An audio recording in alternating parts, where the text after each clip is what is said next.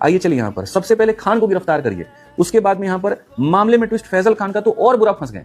ठीक है, चलिए यहां तक तो सही था। उसके बाद में यहाँ पर ये भाई साहब को देखिए, पकड़ा गया फैजल खान।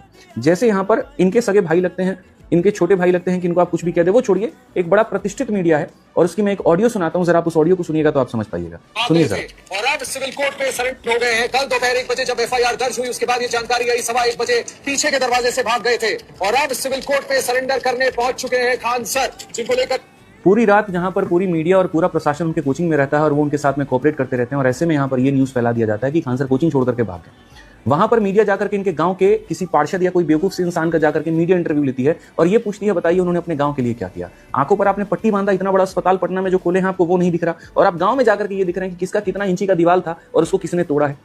ऐसे ऐसे लोगों से जाकर के इंटरव्यू लिया जा रहा है, कुछ को तो पैसा दे करके बोला जा रहा है कि इनके बारे में यहाँ पर बोलो।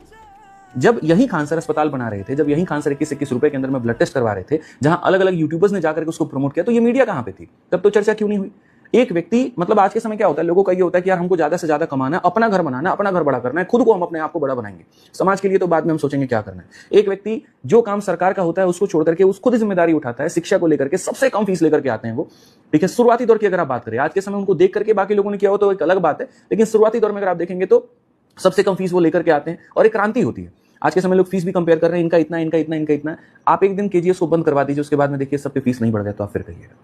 तो पहले शिक्षा में फीस कम हुई। दूसरी बात, अगर हम देखें, अस्पताल खोले उन्होंने, और अस्पताल सिर्फ खोला नहीं बल्कि वहां ऐसी चीजें सुविधा उपलब्ध कराई कि हर वो व्यक्ति जाकर के अपना इलाज करा पाए। और अभी तक वो नहीं रुके हैं, वो सरकार नहीं है, उनके पास में टैक्स नहीं आता है किसी का, अपनी कमाई होती है जिससे वो कमाते हैं और उसके आधार पर वो चीजें कर रहे हैं। और ये शुरुआत जैसा कि उन्होंने बताया वो कर रहे हैं। आगे यूनिवर्सिटी का सपना, बाकी चीजों का सपना, तो ये किसके लिए था?